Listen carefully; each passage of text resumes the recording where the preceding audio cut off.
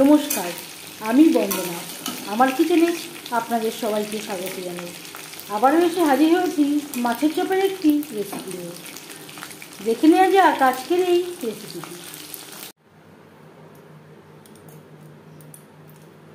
আজ তৈরি করব মাছের চপ।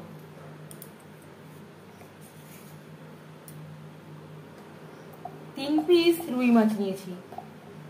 মাছ পরিষ্কার করে ধুয়ে নিয়েছি। এবার ম্যারিনেট করব। দিয়ে দিলাম স্বাদ মতো লবণ, আর লাগছে সামান্য পরিমাণে গোলমরিচের গুঁড়ো, পরিমাণ মতো হলুদের গুঁড়ো,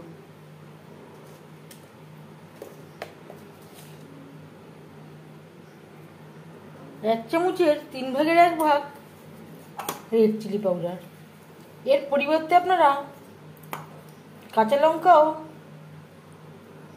বেটে বা কুচি করে অ্যাড করতে পারেন।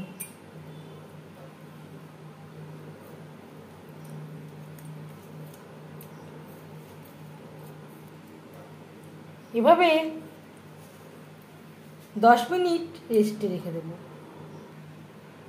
আর দিয়ে দেব খুবই সামান্য পরিমাণে পাতিলেবুর রস। তাহলে আর মাছে আষ্টে গন্ধ থাকবে না।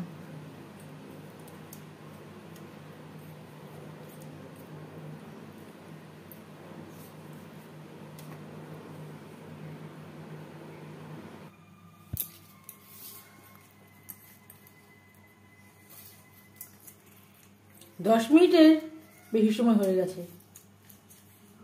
চপের জন্য একটা ব্যাটার আমি তৈরি করে নেব।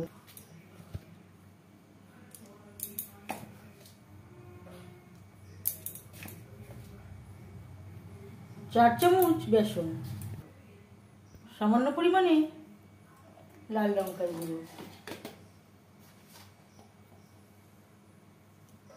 স্বাদ মতো লবণ, হলুদের গুঁড়ো, আর 1 চামচ আমি অ্যাড করলাম। শুকনো উপকরণ বেশ ভালো করে মিক্সড করে নেব। যেহেতু আমি মাছ ম্যারিনেট করার সময় আগে একবার লবণের ব্যবহার করেছি, সেটা মাথায় রেখে লবণ অ্যাড করতে হবে।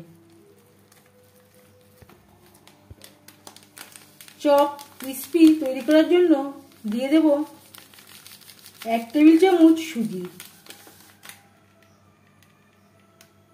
1 চামচের 3/4 গরম মশলা পাউডার। আবার বেশ ভালো করে মেখে নেব। আমার আগে অ্যাড করতে মনে ছিল না।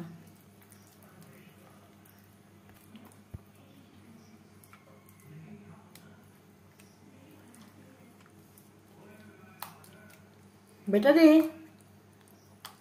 মাছ বেশ ভালো করে কোট করে নেব। ব্যাটারটা আমি একটু ঘন করেই তৈরি করলাম।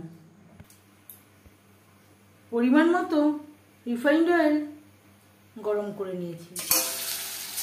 দিয়ে দেব ব্যাটারে ডুবিয়ে রাখা মাছ।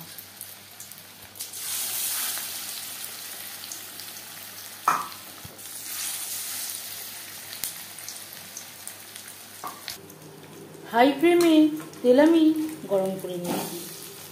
মাছ ভাজবো মিডিয়াম ফ্লেমে।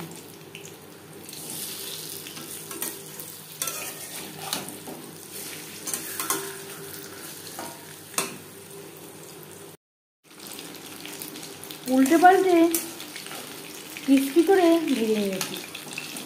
একটা পাত্রে উঠিয়ে নেব।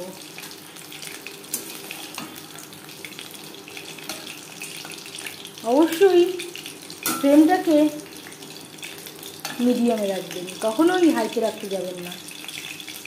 তাহলে ওপরে ভাজা হয়ে যাবে, ভেতরে কাঁচা থাকবার সম্ভাবনা থাকতে পারে।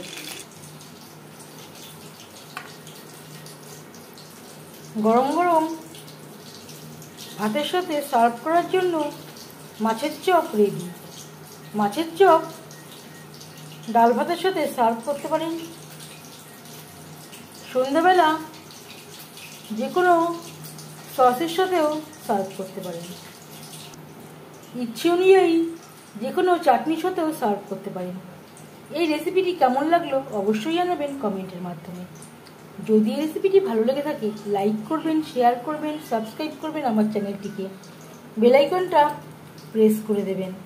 যখন আমি নতুন ভিডিও আপলোড করব তার নোটিফিকেশান সবার আগে আপনার কাছে পৌঁছে যাবে। আপনারা সবাই অনেক অনেক ভালো থাকবেন। এই ভিডিওটি দেখার জন্য ধন্যবাদ।